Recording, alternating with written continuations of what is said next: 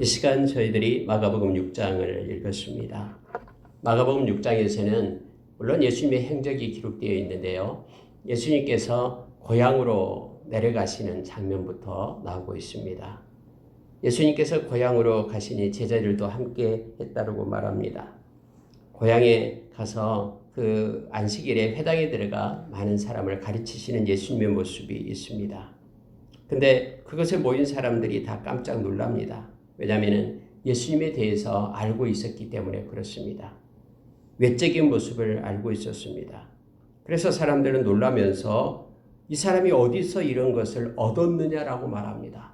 옛날에는 없었는데, 옛날에 예수가 우리와 함께 있을 때는 없었는데 30년 동안 그가 목수로서 그렇게 그의 어머니 마리아와 함께 동생들과 함께 누이들과 함께 있을 때 그에게는 이런 능력을 우리가 발견하지 못했는데 그가 회당에 들어가서 말씀을 전하니까 어디서 도대체 이러한 능력을 얻었느냐라고 그가 말하고 있음을 보게 됩니다. 그러면서 이런 권능이 어찌 됨이냐 하면서 놀랍니다. 그리고 여러분 3절에 보면은요, 예수님의 육적인 그러한 내용들을 자세하게 마가는 적어주고 있는데 그 사람들은 이렇게 말해요. 마리아의 아들 아니냐? 걔가 목수 아니냐? 이렇게 말합니다. 그리고 그의 동생들 야고보, 요셉, 유다, 시몬의 형제가 아니냐? 또 누이들도 있습니다. 물론 성경에는 누이들의 이름이 나오지 않습니다만은 누이들도 한 명이 아니다라는 거죠. 누이들도 우리와 함께 여기 있지 아니하냐?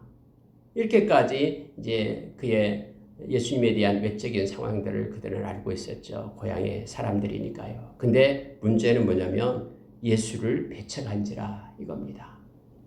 그러한 사항을 외적인 그런 육체적으로 다 알고 있는 상황, 그것 때문에 예수님을 배척했다라고 말합니다. 만약에 그것을 알지 못했다 그렇다면 그들은 배척하지 않고 다른 동네에서도 마찬가지로 예수님을 받아들이고 영접하고 그렇게 예수님을 인정했을 텐데 그들이 가지고 있는 선지식이, 그들이 가지고 경험했던 지난날의 표면적인 그런 지식이 오히려 예수님을 영접하고 받아들이는데 방해가 됐음을 성경은 우리에게 가르쳐 줍니다.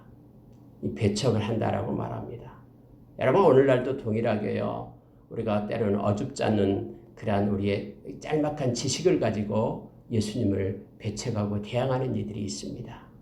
자기들이 세상에서 얻은 박사학위를 받고 뭘 했다라고 그것 가지고 그 조그만 지식의 그러한 각도를 가지고 그 엄청난 360도 전체 그 예수 그리스도를 바라보지 못하고 자기가 만든 그것으로 봄으로 인하여 그 안경을 끼고 봄으로 인하여 예수님을 배척하는 이들이 있습니다.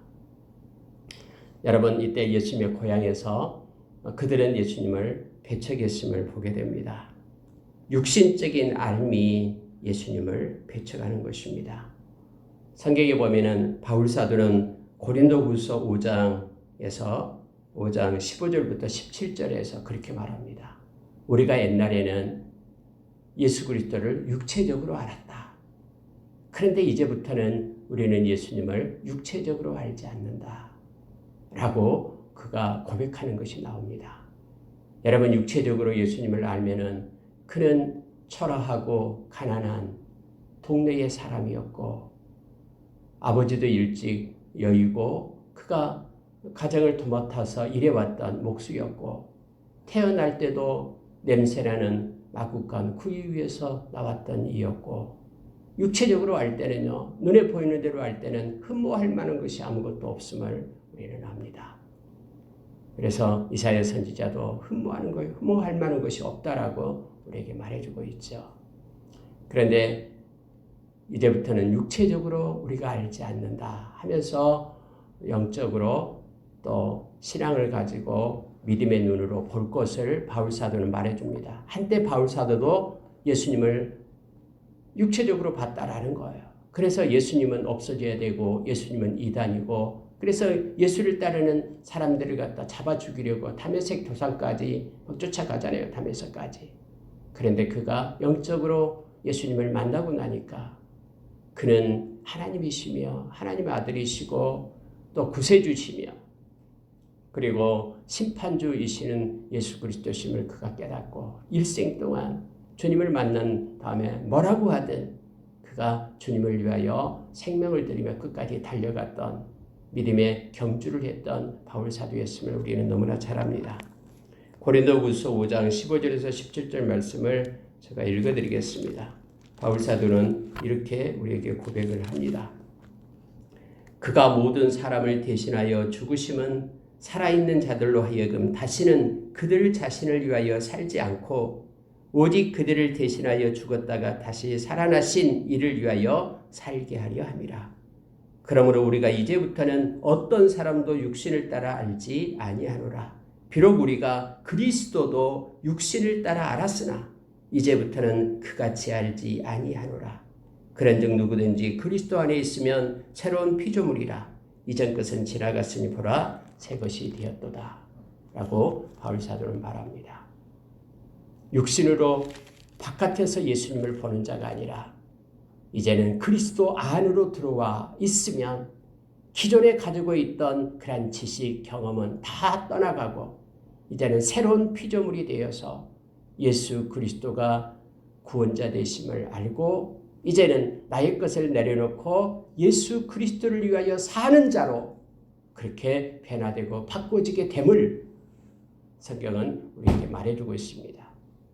오늘 말씀, 그 말씀 가운데서요. 그래서 바울 사도는 이제부터는 우리가 그리스도를 육신으로 알지 말자라고 말하고 있습니다. 한때 우리는 그리스도를 육체를 따라 알게 되었다. 그런데 이제는 예수 안으로 들어와서 기존에 알고 있던 모든 지식은 버리고 새로운 피조물이 되어 하나님의 자녀로서의 삶을 살 것을 그렇게 요청해 주고 있습니다. 그리스도가 우리를 위하여 죽었기 때문에 이제는 우리가 그리스도를 위하여 사는 삶을 살아야 된다라고 바울 사도는 그렇게 말하고 있습니다. 여러분, 고향에서 이 사람들, 고향 사람들은 예수님을 배척했다라고 말합니다. 그랬더니 성경은 이렇게 말해주고 있습니다. 예수님께서 선지자가 자기 고향과 자기 친척과 자기 집 외에는 존경을 받지 못함이 없느니라 하시며 아무 권능도 행하실 수 없었다라고 성경은 말합니다. 왜냐하면 6절에서 그들이 믿지 않았기 때문이다라고 말합니다. 그런데 그것을 이상히 여겼다라고 성경은 기록해주고 있습니다. 오히려 예수님에 대한 표면적 지식이 예수님을 진실로 아는 것을 막고 있음을 보게 됩니다. 우리가 어떤 그런 겉모습 또 색안경 그런 모든 것들을 내려놓고요. 우리가 주님 안으로 들어와야 됩니다. 그래야지만이 새로운 피조물이 되어서 내 것을 내려놓고 주님을 따를 수 있는 참 제자가 됨을 알게 합니다. 예수님께서 행하시는 권능 아무것도 행하지 않았다. 저 생각은 만약에 내가 그랬다면 그 주변에 막 같이 함께 살았던 동네 사람들이잖아요. 그러니까는 예수님이 하나님 되심을 막 기적을 베풀어서 보여줄 것 같아요. 나를 배척한다고? 나를 받아들이지 않는다고? 나 이런 사람이야 하면서 막 엄청난 기적도 만들고 해서 보여줄 것 같습니다만 예수님은 그런 권능을 행하지 않습니다. 내가 이런 사람이다라고 나타내지 않습니다. 왜냐하면 그들은 믿지 않았기 때문에 그리고 이러한 상태에 놓인 것을 보게 됩니다. 그럼 여기서 우리가 한 가지를 생각해낼 수가 있습니다. 왜 예수님께서 권능을 행하고 병자를 고치고 그러한 이적들을 행하는가? 그 중심이 뭔지를 우리는 기억해 볼 필요가 있습니다. 바로 믿음 때문에 그렇습니다. 예수님 자신을 뽐내기 위해서 나타내기 위해서 그렇게 한 것이 아니죠. 그러니까 어떤 기적이나 또 어떤 권능을 행하는 것들은 그것이 목적이 아니라 다른 목적을 가지고 행했음을 알게 됩니다. 다시 말하면 믿음을 갖고 회개하고 하나님께로 돌아오게 하기 위하여 말씀을 그들이 받아들이게 하기 위하여 예수님께서 이적과 표적을 행했음을 우리가 기억을 해야 됩니다. 만약에 권능이 목적이다 그러면은 믿게 하기 위하여 권능을 행했다 그러면은 권능이 더 주가 된다 그러면 예수님께서 믿지 않는 그들을 향해서 벌하는 듯이 그렇게 행했었겠죠. 그러나 그렇지 않았음을 성경은 우리로 하여금 알게 합니다. 언제나 말씀이 먼저이고 믿음이 먼저입니다. 그리고 나타나는 현상들은 믿음의 결과입니다. 우리가 그것을 기억하면서 살아가기를 원합니다. 여러분, 예수님께서는 이제 12제자를 불러서 이렇게 전도를 보내는 장면이 나오고 있습니다. 또 여러분, 6절 하반절에 보니까 이에 모든 천에 두루 다니시며 가르치시더라 이렇게 되어 있죠. 여러분, 우리는 때로는 이러한 오류 속에 빠지게 되는데요. 아니, 우리 가족도 믿지 않는데 뭐 다른 사람한테 뭐 전도를 해? 우리 가족 자녀들도 예수님을 믿지 않는데 뭐 다른 사람한테 어떻게 전할 수 있어? 라는 그러한 오류 속에 빠지게 됩니다. 그런데 그렇지 않습니다. 만약에 예수님이 아니 우리 가족도 또 우리 고향 사람도 내가 그들을 전도할 수 없는데 먼 다른 동네에 가서 뭐 말씀을 뭐 전할 수 있겠어? 라는 그러한 논리 속에 예수님이 갇혀 있었다 그러면은 고향 사람들이 예수님을 배척하고 믿지 않는데 지금 6절 하반절에 이에 모든 촌에 두루 다니시며 가르칠 수가 있었겠습니까? 그래서 여러분 이런 오리 속의 논리에 갇히면 안 됩니다. 우리는 때를 얻든지 못 얻든지 내 가족이 비록 다 믿지 않는다 할지라도 우리는 어떤 사람에게든지 이렇게 생명의 통로가 되는 우리가 돼야 됩니다. 예수님은 심지어 모든 동네에 돌아다니면서 가르칠 뿐만 아니라 제자들을 불러가지고 두 명씩 짝을 보내서 더 말씀을 전하게끔 그렇게 했음을 성경은 7절 이하에서 가르쳐 줍니다. 예수님께서는 그렇게 말합니다. 여행을 위하여 지팡이 외에는 양식이나 배낭이나 전대에 돈이나 아무것도 가지지 말라. 신발만 신고 지팡이만 짚고 가라라고 얘기합니다. 그리고 그들이 어디를 가든 그곳에 들어가면 그곳에 머물면서 말씀을 전하라고 말합니다. 마태복음 등 다른 복음서에서는 평안을 먼저 구하라. 그리고 만약에 너희들을 영접하지 않고 복음을 받아들이지 않는다면 오늘 또 나옵니다. 너희 발에 먼지를 떨어버려서 증거를 삼으라. 마지막 심판 때에 그들이 견디지 못할 것이다. 하면서 예수님께서 이렇게 말씀을 합니다. 그 예수님의 말씀을 그대로 순종하며 제자들이 나가서 복음을 전합니다. 놀라운 일들이 일어납니다. 여러분 12절에 보니까 제자들이 나가서 회개하라 전파하고 많은 귀신을 쫓아내며 많은 병자에게 기름을 발라 고치더라. 이러한 현상들이 나타납니다. 회개하라라고 먼저 외칩니다. 그리고 병자들을 고치고 귀신을 쫓아내는 그러한 사역들을 그들이 행했음을 성경은 나타내주고 있습니다. 자, 30절로 넘어가면은요. 사도들이 예수께 모여 자기들이 행한 것과 가르친 것을 낱낱이 고하니 이렇게 되어 있죠. 이제 제자들이 돌아온 겁니다. 전도 여행을 마치고 돌아왔어요. 그래서 지금까지 있었던 일들을 막 고합니다. 다른 성경에서는 예수님께서 그들이 막 기뻐할 때에 그렇게 말하죠. 너희들의 이름이 하늘나라에 있는 것, 기록된 것, 그것 때문에 기뻐하라. 막 귀신이 그렇게 통제되고 떠나가고 병자가 고쳐지고 막 이런 것을 막 신나서 얘기할 때에 예수께서는 내가 보았다 하면서 그러한 악한 자들이 떨어지는 것을 내가 보았다라고 말하면서 너희들의 이름이 하나님 나라에 하늘나라에 기록되는 것을 가지고 기뻐하라라고 말해주고 있죠. 이 세상에서 우리가 행했던 또 가지고 있어 누리고 있던 그 어떤 것보다도 우리가 영원한 하나님의 나라의 백성됨을 영생 얻음을 기뻐하라라고 예수님께서는 그렇게 가르칩니다. 그런데 여기서는 이제 예수님께서 이렇게 말씀하십니다. 참 말씀이 너무나 위로가 됩니다. 31절 보십시오. 이르시되 너희는 따로 한적한 곳에 가서 잠깐 쉬어라. 여러분 예수님께서는요. 이 쉼을 말합니다. 제자들에게 수고했다. 너희들은 한적한 곳에 가서 잠깐 쉬어라 라고 말합니다. 그래서 32절에 보니까 이에 배를 타고 따로 한적한 곳에 갈세 이렇게 되어 있습니다. 우리의 삶 가운데서요. 우리 주님께서 제자들에게 그렇게 말했듯이 야 너희들 더 열심히 하자. 힘을 내자. 이렇게 말하는 것이 아니라 예수님께서는 한적한 곳에 가서 쉬어라 라고 쉼을 말하고 있음을 우리에게 말합니다. 때로 우리의 육신이 피곤하고 힘들 때 예수님도 그랬듯이요. 또 제자들에게 그렇게 요청했듯이 우리는 쉼이 필요합니다. 그리고 한적한 곳에 가서 쉴 것을 요청합니다. 막 쉬고 있으면 일 중독이 돼가지고 워커홀릭이 위험하죠. 그렇게 하지 말라라고 얘기합니다. 쉼을 가질 줄 알아야지만이 더 동력을 내서 또 일할 수 있음을 우리는 너무나 잘 압니다. 어떤 사람들 좀 쉬고 있으면 막 죄책감이 들죠. 이 하루를 갖다 하루를 즐기지 못하고 하나님이 보실 때 얼마나 안타까워 하시겠습니까? 하나님이 아름다운 세상을 만들어주고 우리로 하여금 쉼을 가지면서 누리게끔 하시는데 또 안식일을 만들어서 또 쉬게끔 그렇게 하셨던 분이 하나님이신데 그래서 쉴 때도 감사하고 하나님께 영광 돌리는 우리의 삶이 있기를 원합니다. 여러분 이러한 이 제자들이 이제 전도여행 갔다가 돌아오는 그러한 일들이 있었는데요. 그 사이에 지금 성경은 14절부터 29절까지 안에 세례 요한에 대한 헤롯이 세례 요한을 죽이고 세례 요한에 대한 정보가 기록되어 있습니다. 세례 요한이 책망을 했죠. 헤롯을 책망한 것입니다. 헤로디아라는 자기 동생 빌립의 아내를 그냥 아내로 취한 거예요. 물론 헤로디아도 헤롯 왕을 좋아했습니다.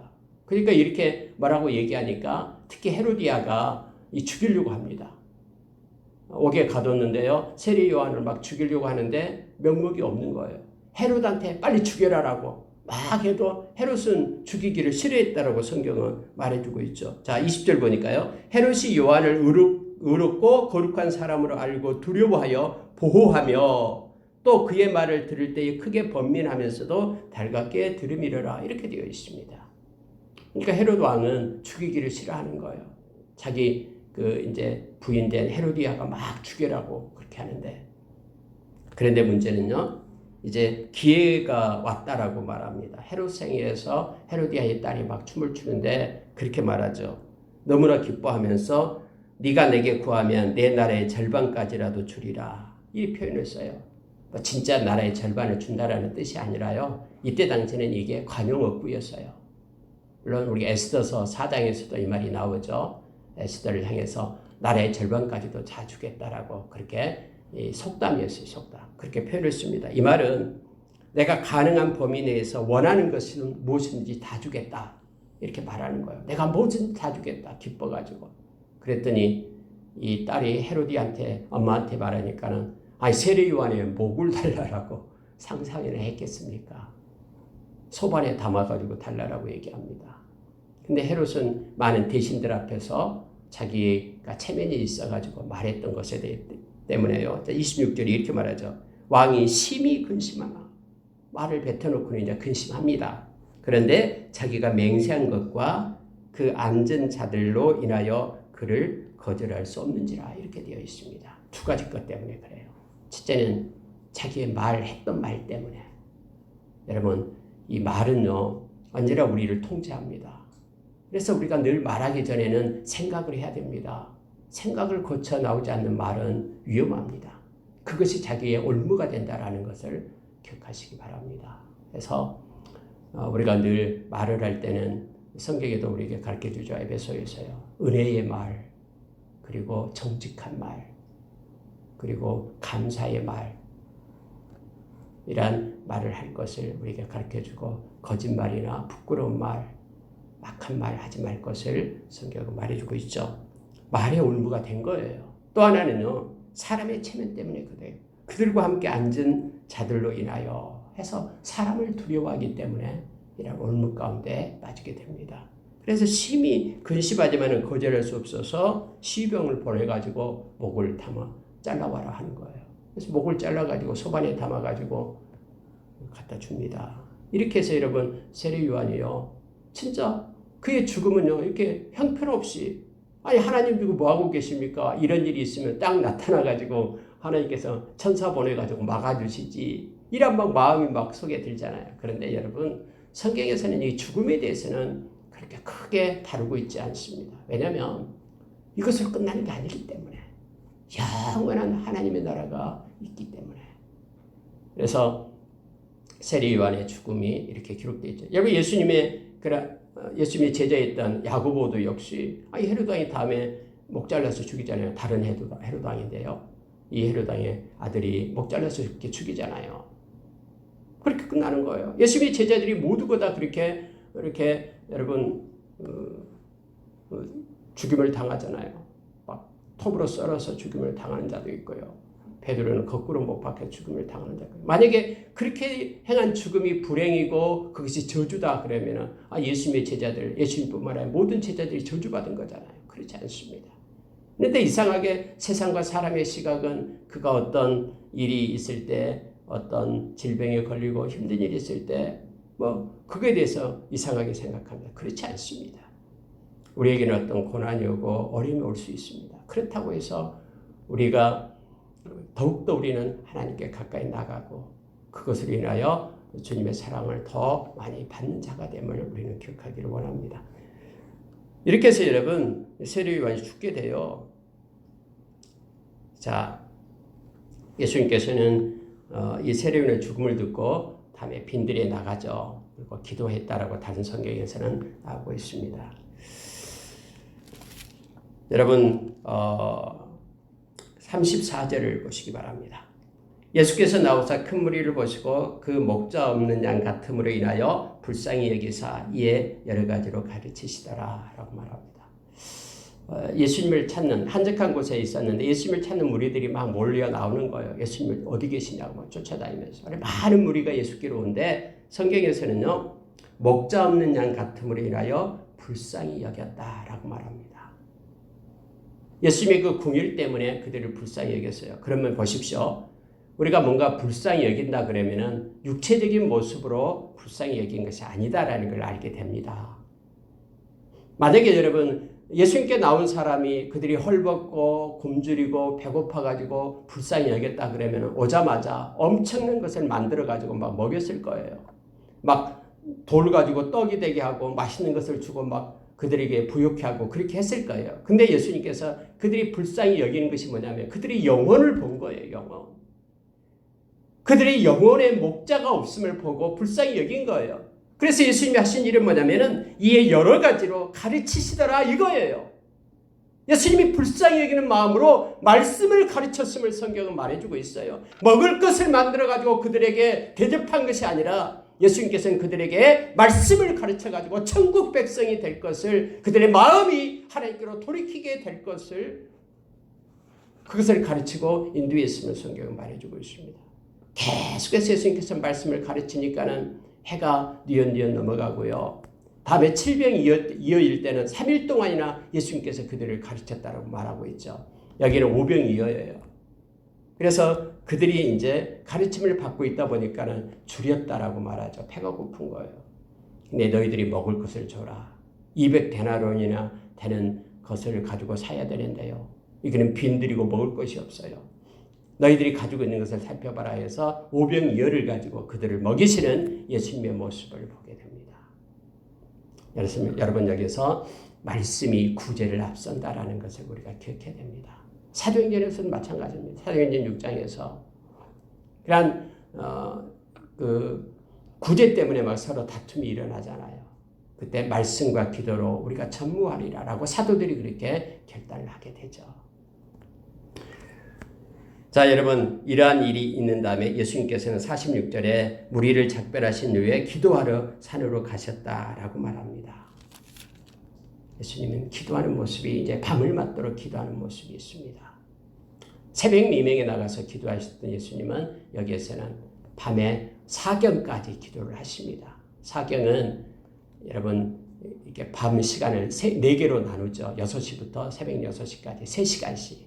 사경은 새벽 3시부터 6시까지 동틀 무렵을 얘기합니다. 그때까지 기도하신 거예요. 예수님께서요. 그리고 그때 제자들이 배를 타고 막 파도와 막 힘겹게 하는 것을 보고 바다 위를 걸어서 오시죠. 물론 그때 베드로가 나로 걷게 해달라고 다른 성경에는 나오고 있는데 여기는 마가는 그게 없습니다. 그러면서 유령이다 한데 내니 안심하라 하면서 예수님께서 그 배에 오르시죠. 그들이 깜짝 놀라요. 근데 성경이 이렇게 표현합니다. 이것 보고 마치겠습니다. 51절 보십시오. 배에 올라 그들에게 가시니 바람이 그치는지라 제자들이 마음에 심히 놀라니 이는 그들이 그 떡 되시던 일을 깨닫지 못하고 도리어 그 마음이 둔하여졌음이라. 성경이 이렇게 기록하고 있는 거예요. 그들이 깜짝 놀라는 거예요. 아니 어떻게 예수님께서 물 위를 걸어오실 수 있어? 하면서 깜짝 놀라는 거예요. 물론 그것까지는 좋은데 그들의 마음 상태를 성경은 이렇게 말하고 있습니다. 심히 놀랐는데 이는 떡 되시던 일을 깨닫지 못하고 도리어 마음이 둔하여졌다라고 말하고 있는 거예요.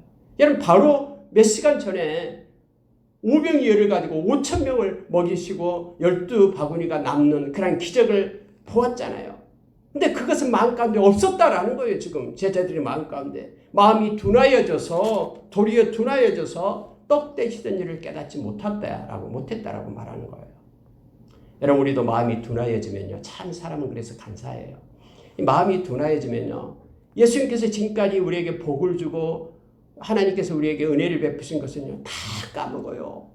그리고 지금 현 상황에 그것만 붙들려 가지고는요. 막 불평하고 원망하고 그렇게 돼요. 이것이 인간의 모습이에요. 그래서 우리의 마음이 깨어 있도록 둔하여지지 않도록 깨달음 속에 있도록 늘 우리 마음을 지켜야 됨을 성경은 말해주고 있습니다. 우리를 구원하시고 인도하시고 지금까지 이끌어 주셨던 그 주님을 우리가 기억하기를 원합니다. 상황을 보는 것 대신에 그 상황을 뛰어넘어서 우리 주님을 바라보는 믿음의 눈을 우리가 갖기를 원합니다. 그러면 그 상황은 아무것도 아니고 이 상황을 통해서 또 역사하실 하나님의 은혜를 기대하며 우리가 감사함으로 나갈 수가 있습니다. 오늘 말씀 가운데 있는 것처럼 우리의 때로는 선 지식이 또는 앞에 있는 상황이 우리를 믿음을 방해할 수가 있습니다. 그럴 때 우리는 말씀을 붙잡고 주님을 바라보는 믿음의 눈을 가지고 살아가는 우리가 되기를 원합니다. 함께 기도하겠습니다.